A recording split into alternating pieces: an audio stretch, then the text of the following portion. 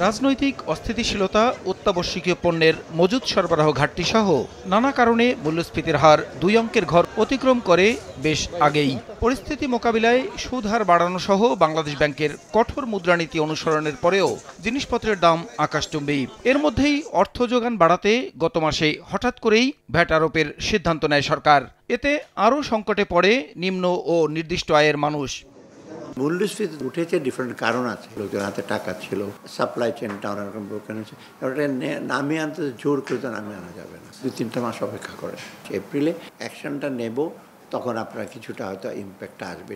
June মাসে গেলে হয়তো আমরা আইডিয়াল সিচুয়েশন যদি ৬-৭ মাসে যেতে পারি, এটা বেটার হয় আমাদের। অতি প্রয়োজনীয় জিনিসগুলো আমরা সরবরাহ কোনোদিন আমরা কমতে দেব না।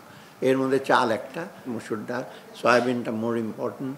বাংলাদেশের অর্থনৈতিক অবস্থার সঙ্গে শ্রীলঙ্কার তুলনা করা ঠিক নয় মন্তব্য করে উপদেষ্টা আরও বলেন, দেশের মাত্র ১২টি ব্যাংক কার্যকর থাকলেও বাকিগুলো চলছে খুঁড়িয়ে খুঁড়িয়ে। শ্রীলঙ্কা আর বাংলাদেশ এক না। শ্রীলঙ্কার economic disaster was not that big.